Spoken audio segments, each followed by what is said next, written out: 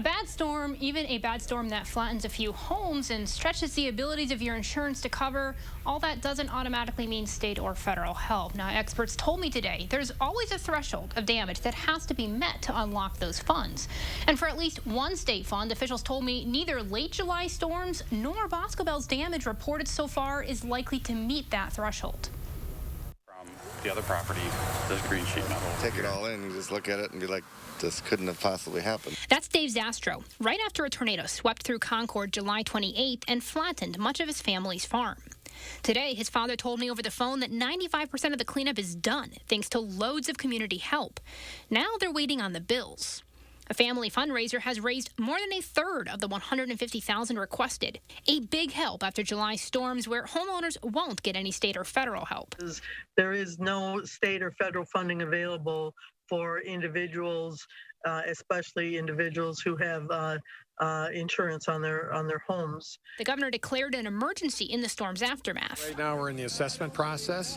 But while damage reports continue to be finalized, the state says the public and uninsured estimates so far seem unlikely to meet the state's funding thresholds. This is not big enough for federal funding, and unfortunately it's not big enough for state funding. For federal funds, the president would have to declare a disaster after states make that request.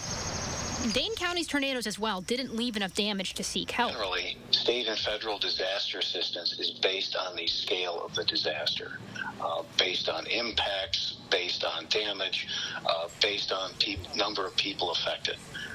From what Dane County saw 10 days ago, we were nowhere close. When the tornadoes in Jefferson County, debris damage and cleanup, uncovered by insurance in many cases, became the community's problem to solve. I just think that, within Wisconsin, whenever we have any kind of damages, we get a lot of people coming together.